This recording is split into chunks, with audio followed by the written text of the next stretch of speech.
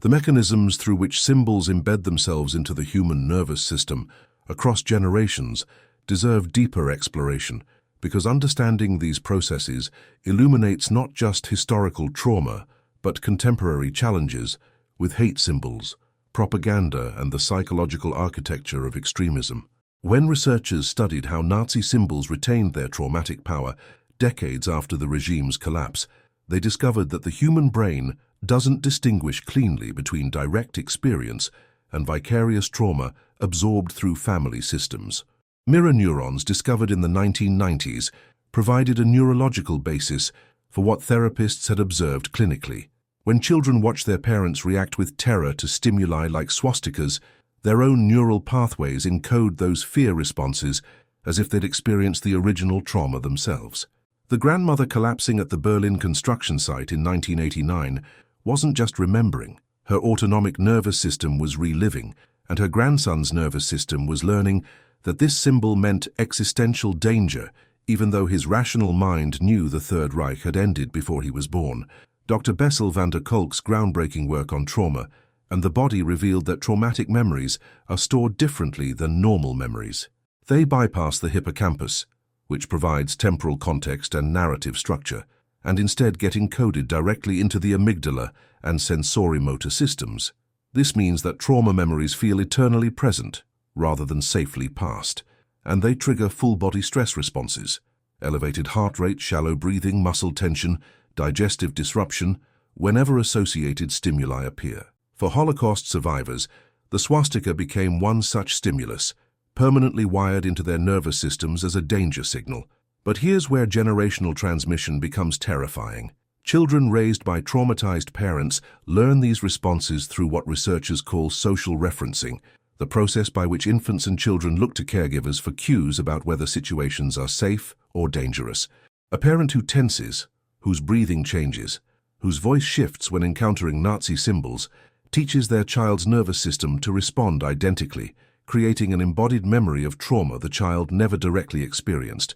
The intergenerational transmission research conducted by Rachel Yehuda and her team at Mount Sinai's Traumatic Stress Studies Division provided the biological evidence for what survivors' families had always known experientially. Yehuda's study examined Holocaust survivors and their adult children, measuring cortisol levels, the stress hormone that regulates the body's fight-or-flight response. They found that both survivors and their children showed lower baseline cortisol levels than controls, a pattern associated with PTSD that makes individuals more vulnerable to stress and less able to shut off alarm responses once triggered. The critical discovery was that this wasn't learned behavior alone, it was biological adaptation. The methylation patterns on the FKBP5 gene, which regulates stress response, differed significantly in Holocaust survivors and their children compared to Jewish families without Holocaust exposure.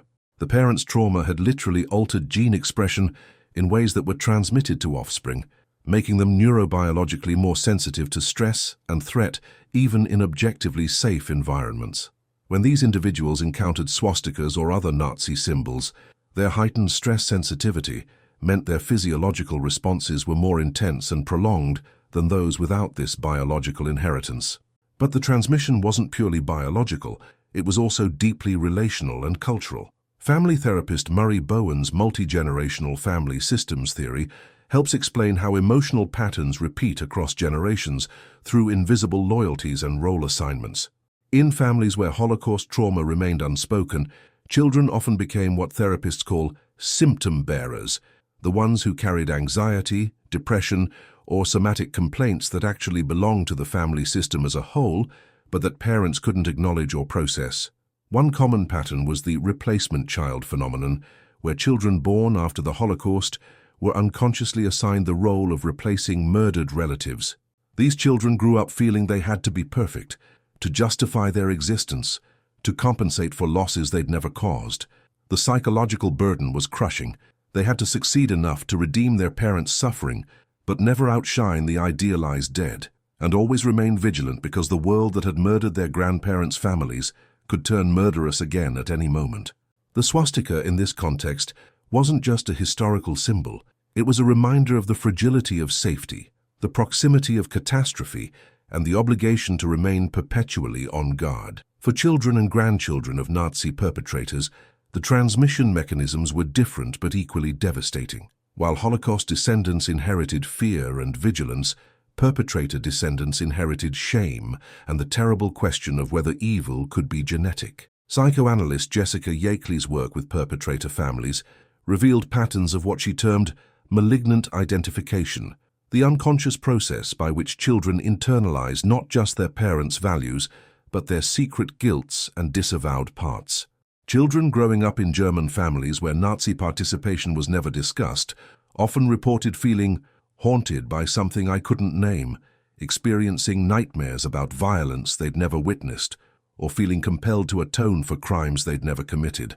Some developed obsessive-compulsive rituals around morality, checking and rechecking their own behavior to ensure they weren't becoming like grandfather. Others swung to the opposite extreme, becoming pacifists, aid workers, or human rights advocates in unconscious efforts to balance familial karma.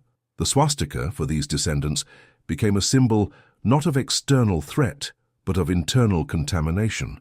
The fear that the capacity for evil resided within them, inherited through blood waiting to emerge. The double wall that Dr. Robertson identified, the defensive maneuvers against confronting loved ones' crimes, layered over the tissue of family lies, created a unique psychological trap for perpetrator descendants. To maintain love for parents or grandparents, they had to minimize or rationalize Nazi participation. But to maintain their own moral integrity, they had to condemn Nazism absolutely. This cognitive dissonance produced what researchers documented as biographical foreclosure, the inability to construct coherent life narratives because doing so required integrating incompatible truths. Alexandra Senft, granddaughter of Hans Ludin, Hitler's ambassador to Slovakia who was executed for war crimes, spent years trying to understand how her beloved grandfather could have signed deportation orders for thousands of Jews. She wrote, "I had to hold two truths simultaneously, that my grandfather was charming, cultured, and loved his family, and that he was complicit in genocide. Neither truth cancelled the other, and accepting both nearly destroyed me." The swastika became a symbol of that impossible contradiction, representing both the regime that murdered millions and the grandfather who tucked her father into bed at night. The broader German society's response to this generational trauma evolved through distinct phases, each leaving different marks on those trying to process family histories. The immediate post-war period, roughly 1945-1960, was characterized by what historians call communicative silence. Everyone knew what had happened, but collective agreement emerged that discussing it would prevent national recovery.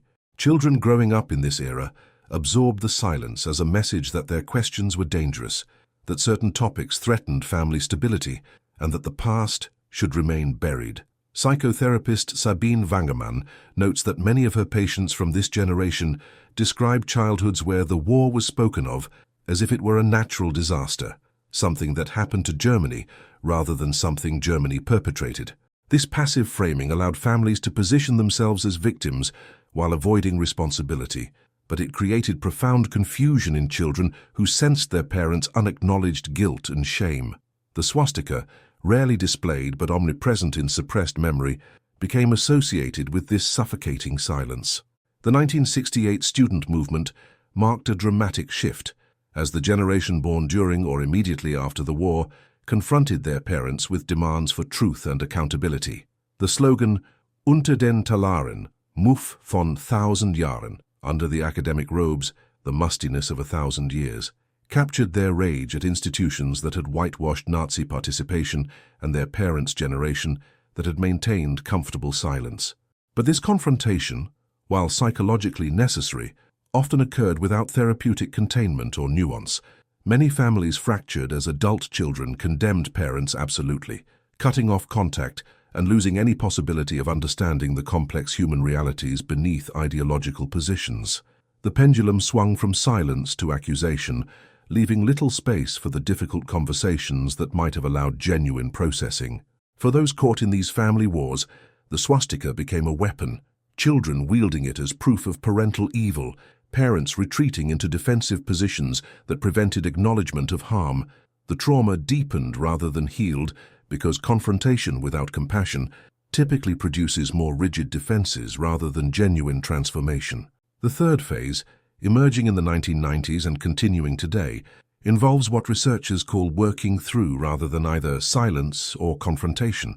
This approach, informed by trauma research and family systems theory, recognizes that healing requires holding complexity, acknowledging atrocities, while understanding that most perpetrators were also human beings embedded in systems that rewarded cruelty and punished dissent, honoring survivor suffering while recognizing that perpetrator families also carry wounds that deserve treatment, and accepting that moral clarity about the regime doesn't require moral certainty about every individual.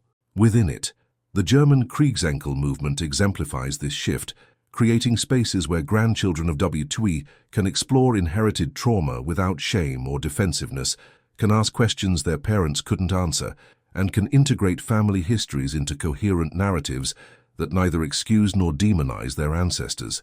In these contexts, the swastika becomes not a weapon or a secret, but a historical symbol whose power can be acknowledged, examined, and gradually defanged through conscious processing rather than unconscious transmission. Contemporary neuroscience has revealed additional mechanisms, explaining symbols' transgenerational power. The default mode network, a brain system active during rest and self-referential thinking, appears to be where we construct narratives about identity, family, and belonging. Studies show that individuals with family trauma histories show altered DMN connectivity patterns, particularly in regions integrating self-concept with social belonging. This suggests that family trauma literally changes how we construct our sense of self in relation to our lineage.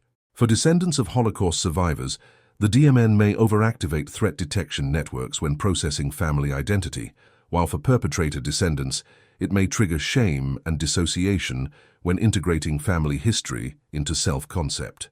The swastika, as the primary symbol connecting family identity to historical trauma, becomes a neurological trigger that disrupts the DMN's ability to maintain coherent, stable self-narratives. This explains why encountering Nazi symbols can precipitate identity crises in people who seem psychologically stable in other contexts. The symbol literally destabilizes the neural networks that maintain coherent selfhood. The phenomenon of historical trauma or collective trauma extends beyond individual families to entire communities and nations. Indigenous peoples, enslaved Africans' descendants, Armenian genocide survivors, and many others carry traumatic legacies transmitted across generations through similar mechanisms. The swastika's role in collective Jewish trauma illustrates how symbols can crystallize entire peoples' historical wounds. For Jews worldwide, even those whose families escaped Europe before the Holocaust, the swastika represents the ultimate proof that assimilation offers no safety, that neighbors can become murderers, and that genocide remains an ever-present possibility requiring eternal vigilance. This collective encoding means that a Jewish child growing up in 2025 in a family untouched directly by the Holocaust may still have visceral reactions to swastikas because the symbol carries collective meaning transmitted through community narratives, religious education, and cultural memory. The power here isn't individual family transmission, but group identity formation around shared historical trauma. The intersection of individual and collective trauma creates particularly complex dynamics for those with mixed identities. Children of Jewish survivors who married German non-Jews, grandchildren with one survivor grandparent and one perpetrator grandparent, or individuals who discover Jewish ancestry while growing up in German families. These people embody the contradictions that symbols like the swastika represent. One woman interviewed for research on mixed heritage Holocaust descendants described visiting Auschwitz and feeling simultaneously like victim and perpetrator, unable to determine which narrative was really hers. The swastika triggered competing responses: grief for murdered ancestors and shame for ancestors who did the murdering, creating psychological paralysis. Therapists working with these populations report that integration requires what they call both-and thinking, rather than either-or, accepting that both histories belong to them, that humans contain multitudes, and that wholeness comes not from choosing one side, but from holding both with compassion. The role of ritual and commemoration in processing trauma through symbols deserves examination. Germany's Stolperstein project, small brass plaques embedded in sidewalks marking where Holocaust victims lived before deportation, represents an attempt to transform public space from trauma site to memorial site. When people encounter these markers, they're invited into conscious remembering rather than unconscious triggering. The swastika in a museum context, accompanied by historical explanation and survivor testimony, operates differently than a swastika spray-painted on a synagogue. The former invites cognitive processing and education. The latter triggers trauma responses and communicates ongoing threat. This distinction matters for healing. Descendants report that educational contexts where Nazi symbols are presented with proper framing allow them to process family trauma consciously rather than avoiding triggers that then maintain symptoms. Avoidance strengthens trauma responses. Graduated safe exposure with therapeutic support can weaken them. But this raises thorny questions about when display of Nazi symbols serves educational purposes versus when it re-traumatizes or emboldens neo-Nazis. Survivors and their families report that context collapse when swastikas appear in unexpected settings like video games, fashion, or social media memes is particularly destabilizing because it violates the boundaries that allowed them to feel safe. The Australian legislation banning public swastika display reflects this understanding. The symbol's power to wound doesn't disappear simply because it's just history or meant ironically. For those carrying transgenerational trauma, the symbol remains a trigger regardless of intent. This creates ongoing tension between free speech principles and trauma-informed public policy, a tension that different societies resolve differently based on their historical relationships to Nazi atrocities. The treatment approaches that have proven most effective for transgenerational trauma integrate multiple modalities addressing biological, psychological, and social dimensions. EMDR, eye movement desensitization and reprocessing, originally developed for direct trauma, has been adapted for ancestral trauma by having clients imagine their traumatized ancestors and process stored material using bilateral stimulation. Somatic experiencing, developed by Peter Levine, helps clients complete the defensive responses their nervous systems couldn't complete during original trauma, or that parents' nervous systems couldn't complete, which then got encoded in children's bodies. Family constellation therapy, particularly popular in Germany, involves mapping family systems spatially and examining how unspoken loyalties and exclusions create symptoms in descendants. Internal family systems therapy helps clients identify parts carrying inherited shame, fear, or rage, and work with those parts to release burdens that don't belong to them. The remarkable discovery from treatment research is that healing transgenerational trauma doesn't require that previous generations heal first. Adult descendants can process inherited material and prevent further transmission to their own children, even when their parents remain symptomatic. This offers hope that breaks the deterministic narrative of endless repetition. One study found that descendants who underwent trauma-focused therapy showed biological changes, normalized cortisol patterns, altered FKBP5 methylation, suggesting that therapeutic intervention can reverse some epigenetic changes. The healing literally rewrites biology, creating new inheritance patterns for future generations. Yet obstacles remain. Access to trauma-informed therapy is limited, particularly for those without resources. Cultural stigma around mental health persists, especially in communities where seeking help is seen as weakness or disloyalty to family. And the broader political context matters.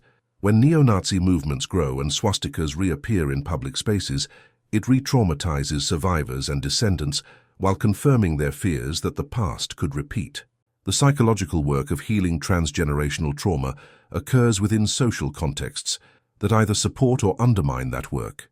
Germany's robust legal frameworks against Holocaust denial and Nazi symbol display create a container that tells descendants the society recognizes what happened and won't allow normalization, which supports healing. Societies where Holocaust denial spreads or where Nazi symbols proliferate make healing harder because they confirm descendants' fears that the world remains dangerous and that vigilance must continue indefinitely. The ultimate question these stories raise is, what do we owe descendants of historical trauma, both victims and perpetrators?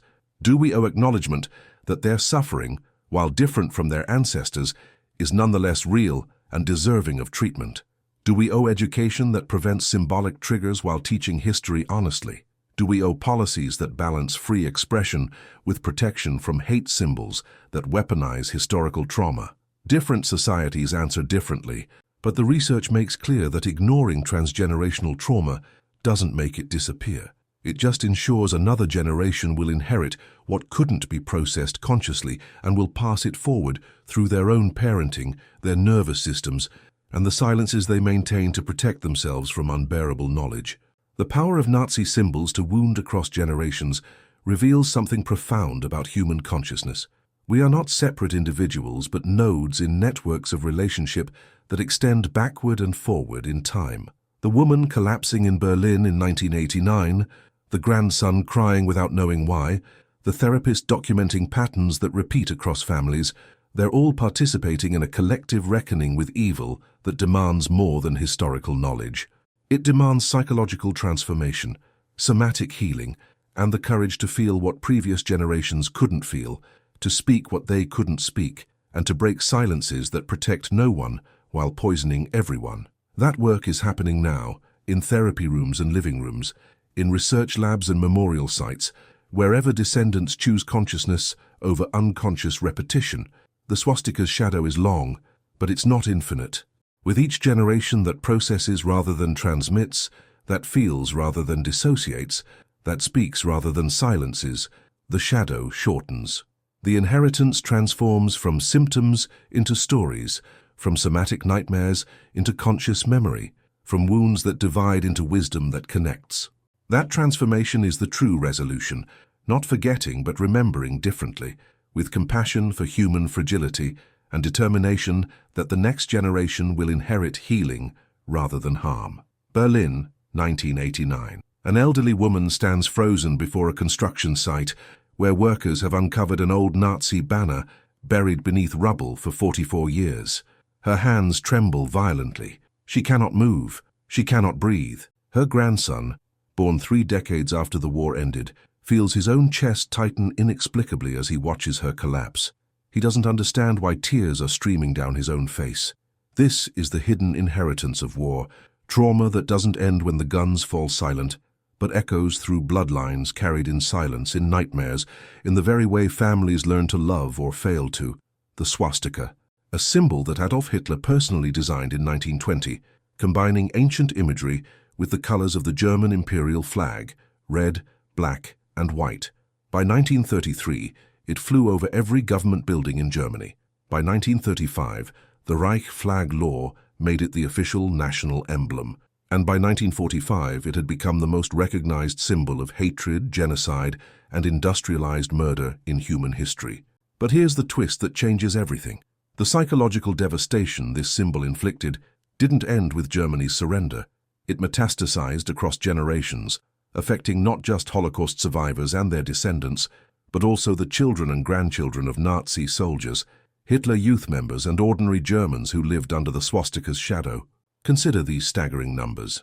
Studies conducted 40 years after World War II found that adult children of war veterans showed significantly higher rates of somatization, phobic anxiety, and general psychological distress, even when their fathers never developed clinical PTSD. The trauma was transmitted not through genetics alone, but through parenting patterns, family silences, emotional climates, and what researchers call embodiment, the visceral absorption of ancestral suffering. The descendants of Holocaust survivors exhibit elevated risks of PTSD, depression, anxiety, and even physical ailments like cancer and chronic pain, despite never experiencing the camps themselves. Meanwhile, the grandchildren of Nazi perpetrators face their own unique hell, the fear that evil itself might be hereditary, the shame that delegitimizes their own suffering, and the double wall of family lies that prevents them from ever truly confronting their lineage. How does a symbol, mere lines and colors on fabric, possess such power to wound across time? What happens when the sight of a swastika can trigger a panic attack in someone born in 1975 whose grandfather died in 1944?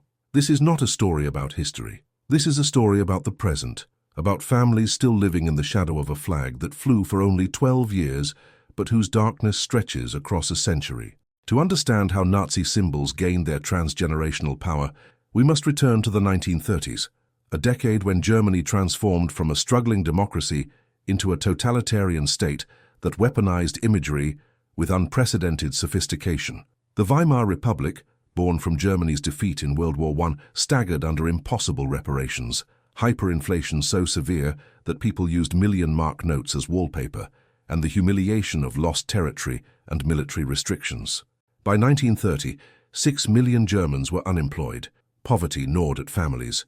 Wounded soldiers from the Great War, many maimed and traumatized, wandered streets where no one wanted to acknowledge their sacrifice.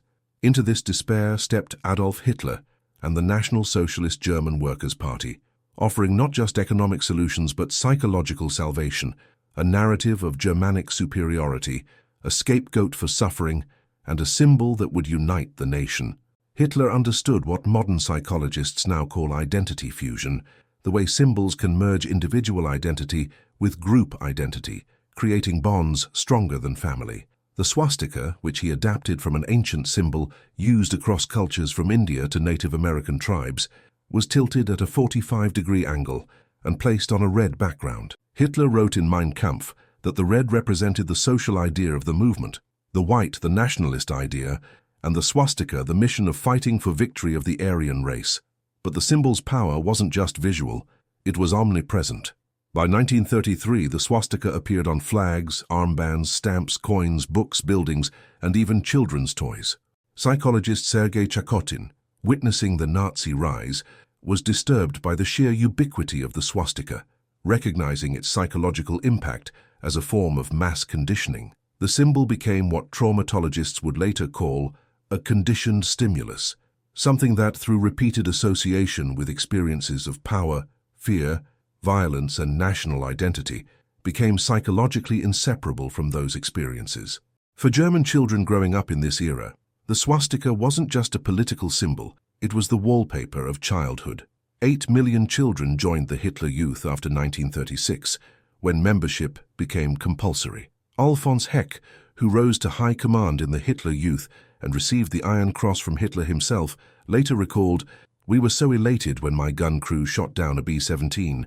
The youngest boy in my unit was 13 and a half, and I was the oldest at 16 and a half. The death-defying attitude of the Hitler Youth was such that even boys of 11, 12, 13 had no greater wish than to earn a medal for the survival of the fatherland."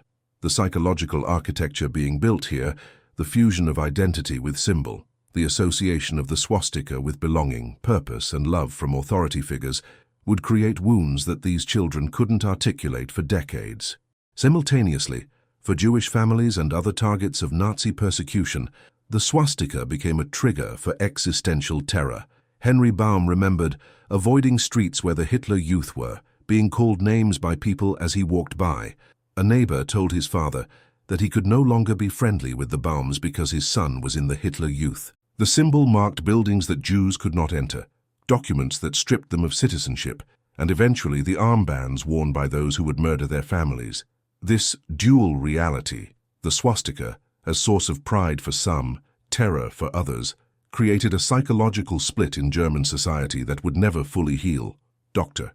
Johanna Hara's influential parenting manual, published in 1934, and used by millions of German mothers, advised ignoring infants' emotional needs to raise hardened soldiers. Children who are easily seduced don't think and don't feel. They are fodder for a nation bent on war, psychiatrist Karl-Heinz Brisch later observed.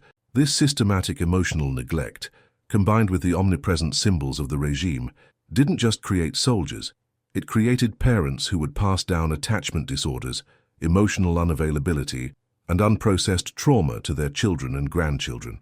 By 1939, when war began, Nazi symbols had been psychologically embedded in an entire generation through what modern researchers call cultural transmission mechanisms, family belief systems, emotional climates, loyalty patterns, and the drama triangle of victim-rescuer-persecutor roles.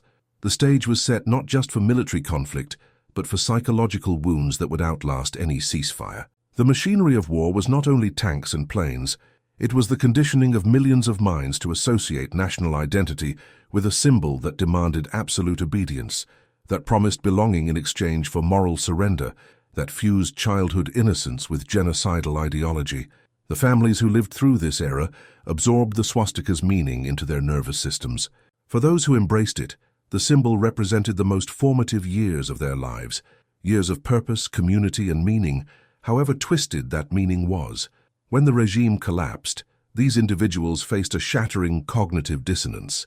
The symbol that had defined their identity was revealed as the banner of history's greatest evil. For those who feared it, the swastika became permanently associated with the loss of loved ones, the destruction of communities, and the shattering of any belief in human decency. Both groups, perpetrators and victims, carried these associations forward, embedding them unconsciously into how they raised their children. The immediate devastation of World War II is well documented. 50 million dead, cities reduced to rubble, the Holocaust's 6 million Jewish victims, and countless others murdered by the Nazi regime.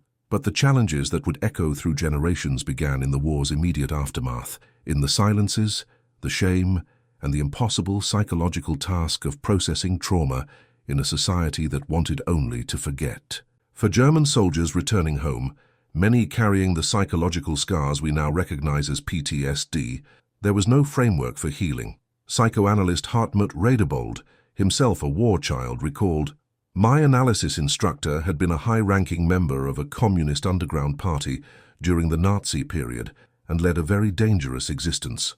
She seemed to feel that my experiences as a child during the war had no bearing on my development. Many of my colleagues have had similar experiences during their analysis training. The message was clear. German suffering was not legitimate. Move forward, be silent. But trauma doesn't obey cultural mandates." Dutch Schultz, an American WW2 veteran, would wake up with nightmares every single day, according to his daughter Carol, who added that he even tried to take his own life. Carol went her entire childhood with a half-present drunk father. Similar patterns emerged in German families, but with an added layer of complexity, the shame of having fought for the wrong side. As one study found, the upbeat post-war mood helped mask the scale of PTSD, but the trauma of WW2 may still be affecting families today. Children of these veterans lived in what researchers call emotional war zones. For them, life was a series of anticipations of and reactions to their father's moods, impulses, and obsessions. For some, it resulted in a preoccupation with surviving danger or winning fights, a virtual mirroring of issues preoccupying their fathers. The stakes were immediate and devastating. Children developed hypervigilance, anxiety disorders, and what psychologists term inherited PTSD symptomatology, despite never experiencing combat themselves. But here's where Nazi symbols complicate everything. Unlike other wars, where soldiers could take pride in their service or at least discuss their experiences openly, German veterans faced the horror of realizing they had fought for a regime that committed genocide. The swastika they had followed became a symbol not of duty or patriotism, but of the greatest moral catastrophe in modern history. This created what psychologist Dr. Tali Nates calls effacing of trauma through shame, the invalidation of one's own suffering, because perpetrators and their families feel they have no right to grieve. The children of Nazi perpetrators faced unique psychological obstacles. As one study documented, for some, at some point, the descendant of the perpetrator fears that he or she is inhabited by an evil. One woman chose to sterilize herself to cut her bloodline. Another married an Israeli Jew, but admitted that during arguments, they resorted to stereotyping each other. These descendants hit what therapist Dr. Robertson calls a double wall. First, the defensive maneuvers against confronting their loved ones' crimes. Second, the tissue of lies that the families tell themselves, the self-serving rationalizations, distortions of reality, and complete untruths. For Holocaust survivors and their descendants, the swastika became a permanent psychological trigger. Australian Association of Jewish Holocaust Survivors documented that any of these stimuli may create a violent emotional reaction in survivors, and the families of survivors will attempt to shield their parent from further trauma and thus also react to the various triggers described above, including the wanton display of Nazi symbols in inappropriate settings. Rachel Sinclair, daughter of an Auschwitz survivor, described how her father's nightmares became her nightmares. He described how he was forced to watch Jews being pushed into a pit to be murdered. The revelation scarred me. I have nightmares of being apprehended by Nazis. Despite being born decades after the war ended, the stakes extended beyond individual families to entire societies.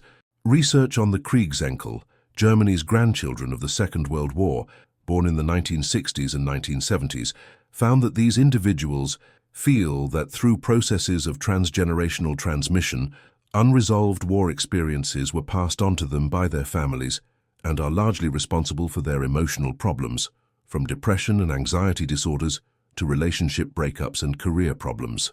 Alexandra Senft, a German author whose grandfather was a Nazi official, wrote, "What the Kriegskinder did not come to terms with, they passed on to us grandchildren." Psychologists have found that many grandchildren internalized their grandparents' experience even if the Nazi era was never spoken of. Grandchildren thus often possess the family memory without having experienced the events themselves. The critical challenge then was this: how do you heal from wounds you weren't supposed to suffer? How do families process trauma when cultural shame forbids acknowledgement? And how do symbols retain such power that a swastika glimpsed on a street in 2025 can trigger panic attacks in people born 40 years after the Third Reich fell? These questions haunted millions of families across Europe and beyond, families who found themselves trapped between the need to remember and the impossibility of forgetting, between honoring the dead and protecting the living from unbearable knowledge. There is what German psychotherapist Sabine Wangermann describes as an emotional fog in many families, a kind of speechlessness that descends when war is mentioned. If you want to deal with these feelings, you have to be able to regulate and endure them, she explains, adding that this takes inner stability. But the generation of war children was often not able to develop such stability, which is why they may simply bottle things up as a kind of unconscious protective reaction. The problem compounds across generations. Unprocessed experiences have an impact on daily life and get passed on. If parents cannot open up emotionally due to drastic experiences, they cannot pass on this ability to their children. That inability gets transmitted through the generations like a genetic inheritance, except it's carried not in DNA but in silence, in what cannot be said at the dinner table, in the way a grandfather flinches when a door slams. Sebastian Heinzel, a German man whose grandfather fought in the war, describes growing up with questions that could never be asked. Neither my father nor his sister knew what my grandfather did in the war or where he was. The issue was too touchy, and perhaps people felt shame over the question of guilt. Parents traumatized by the war would usually not give their children feedback about their positive character traits. These children were supposed to behave in a way that the parents could endure, but they could not be themselves, Wangermann explains.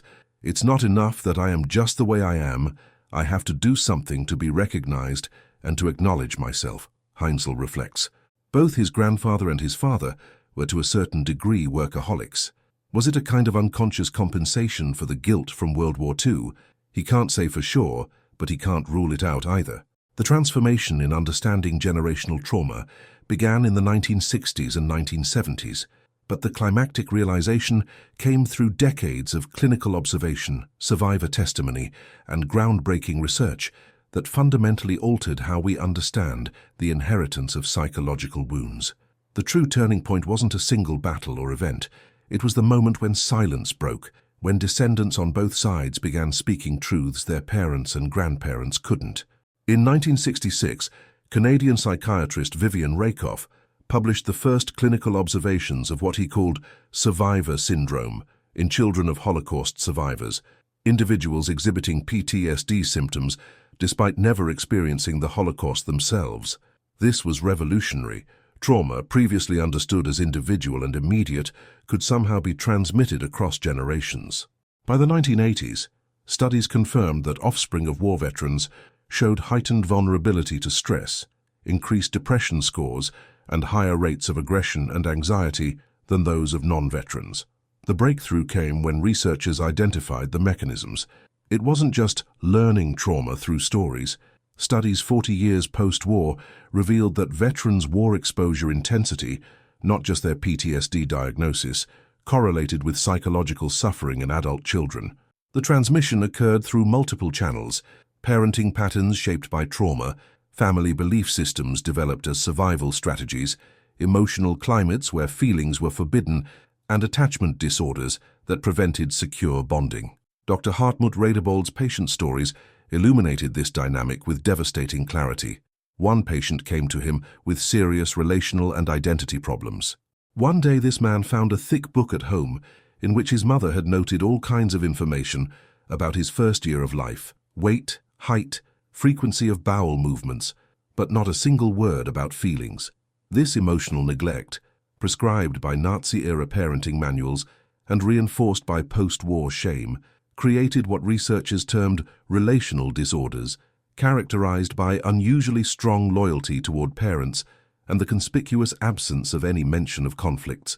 Radebolt's own daughter confronted him as an adult, with allegations typical of those who are today between the ages of 40 and 60, and are now in therapy everywhere. "You've raised us according to standards that you haven't explained. Why do I have to constantly cover my back? You tried to spoil us outwardly with everything that you didn't have, toys, our own room, but you weren't reachable inwardly. You didn't listen to our small problems. Since you had to overcome things that were so much worse, we were given the message that we have to deal with our own problems alone." The twist that changed everything came from research on the children of Nazi perpetrators. While Holocaust descendants' trauma was acknowledged, perpetrators' descendants faced what one researcher called a sense that their grief doesn't have the same legitimacy, yet they suffered intensely nonetheless. Documentary interviews with descendants of high-profile Nazi officers revealed patterns of self-destruction, identity confusion, and inherited shame. One woman's experience encapsulates the climax of this hidden suffering. Confronting family archives, she discovered that those pictures were about concentration camps and that those camps were in Germany. One time in the middle of the street in the village, someone slaps me in the face and yells, "You nasty German!" and I cry. Thomas Hagspiel, son of a German Hitler Youth member, confessed decades later that he continued grappling with ideology expressed by loved ones. "My parents would often say that, having been German children during the war, they had suffered just as much as the direct victims of the Nazi regime." This false equivalence, a defensive maneuver against unbearable guilt, prevented genuine processing and passed confusion to the next generation. Alphonse Heck's testimony represents perhaps the most powerful turning point in understanding how Nazi symbols embedded themselves in young psyches.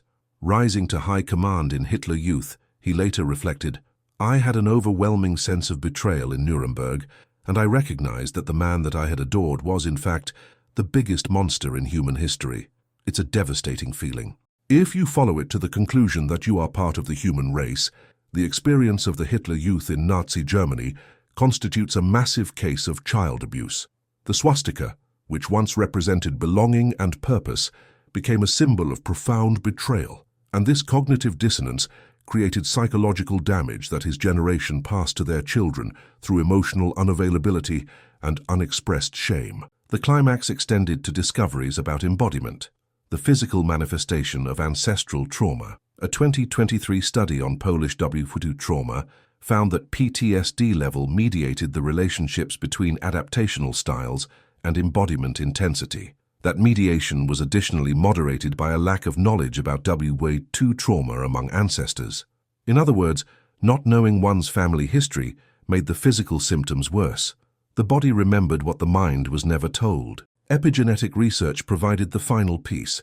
Studies found biological changes in children of Holocaust survivors, actual modifications to gene expression related to stress response.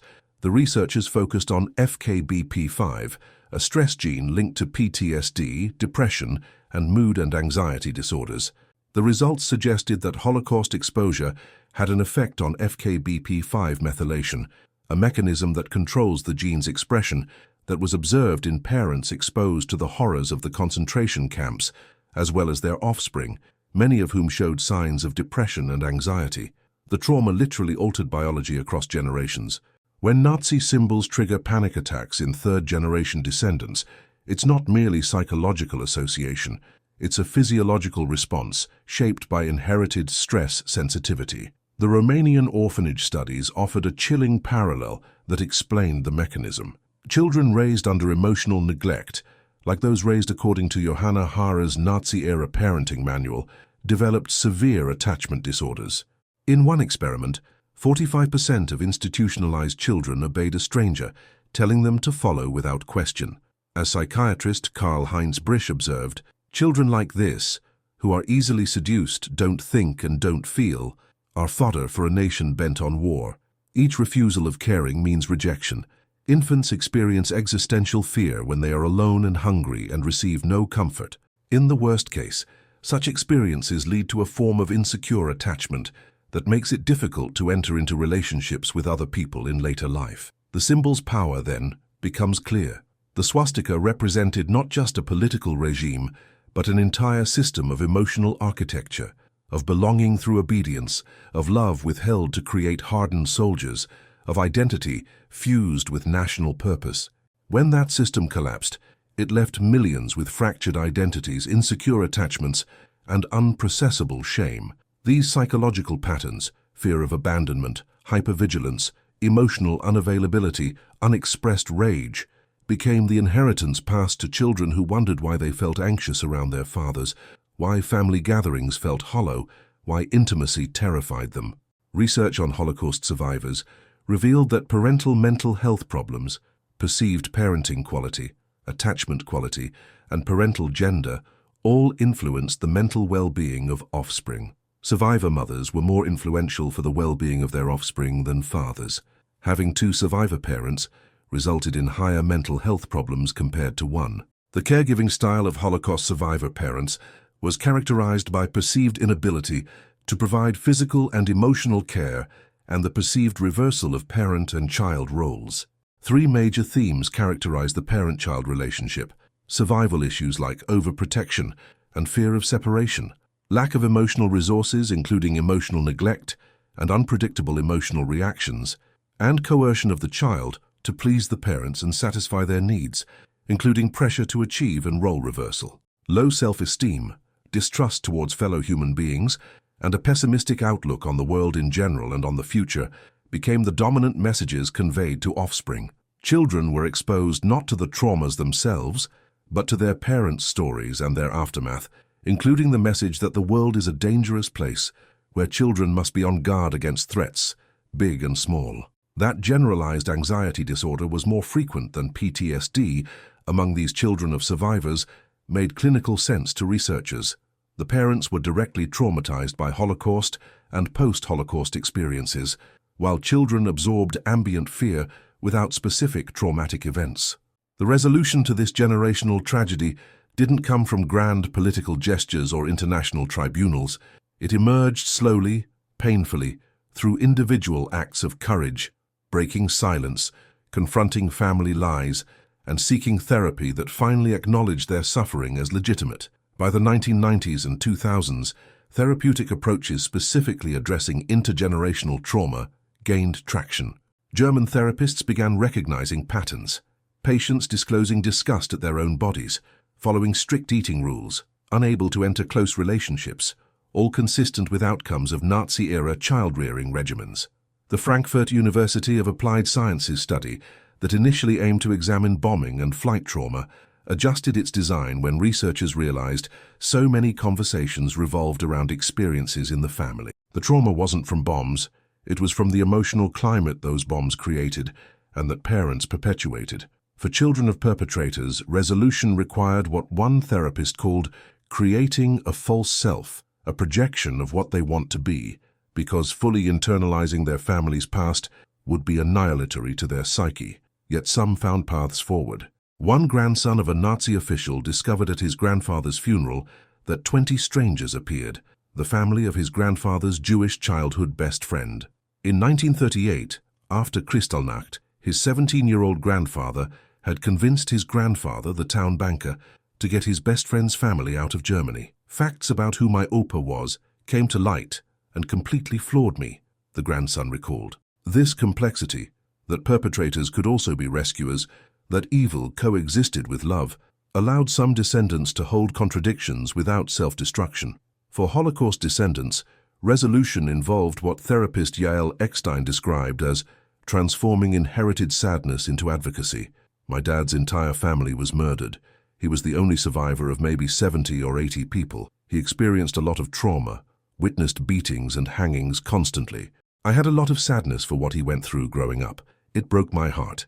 Hearing my parents' stories told over time armed me with the education I needed to eventually do my own advocacy in Holocaust education. The German occupation children study revealed how research itself became therapeutic. When findings were shared via newsletter, participants responded with profound relief. Some gave feedback expressing thanks to the researchers for having finally taken up this topic, along with hope that more justice and visibility will result.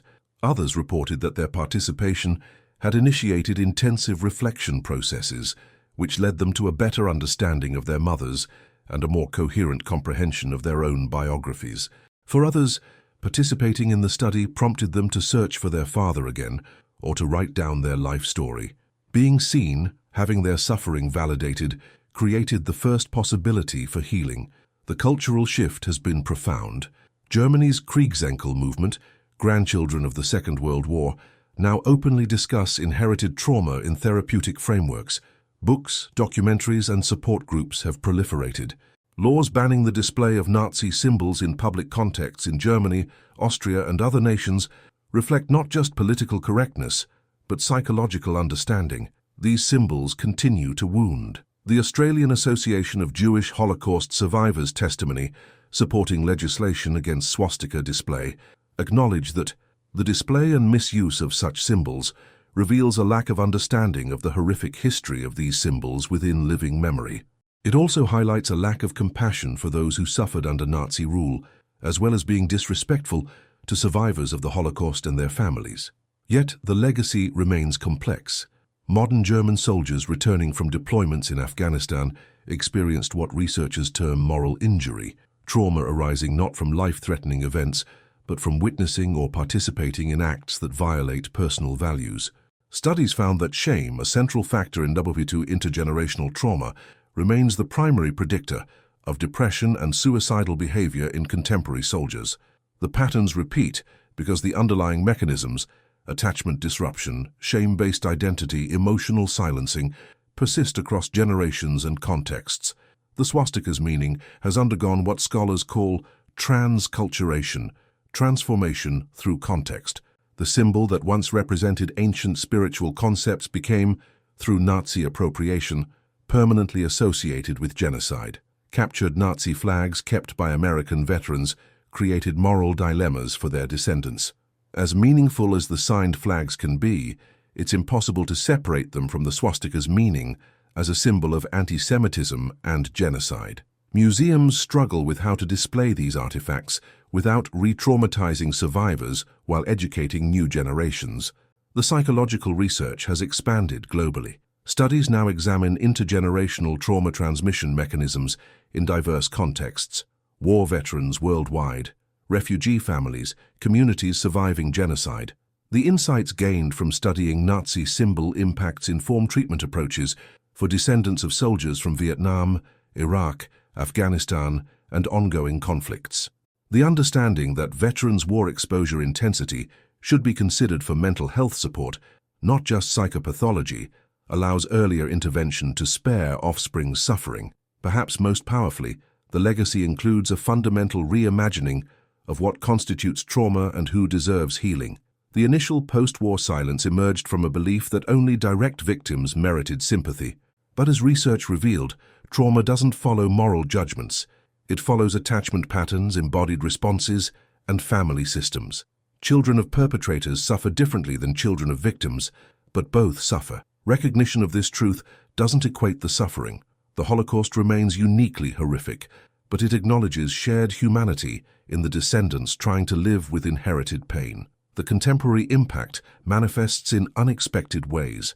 Third-generation descendants report that seeing swastikas in news coverage of neo-Nazi rallies triggers visceral reactions, anxiety, nausea, rage, despite intellectual knowledge that they're safe. This embodied response, shaped by family emotional climates and inherited stress sensitivity, demonstrates that healing generational trauma requires more than cognitive understanding. It demands somatic therapies, family systems work, and cultural acknowledgement. The German model of Vergangenheitsbewältigung, coming to terms with the past, has influenced how other nations approach historical atrocities. Truth and reconciliation processes, memorial sites, mandatory education about genocide, and public acknowledgement of suffering all stem from understanding gained through studying Nazi symbol impacts.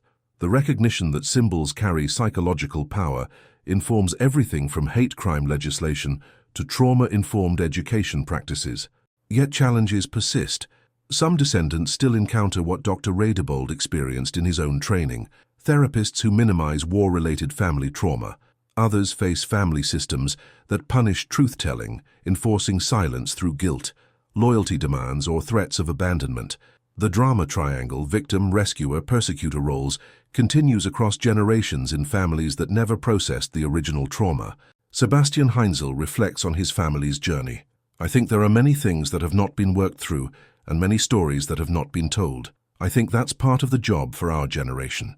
Over the past years, at least, he has had fewer nightmares.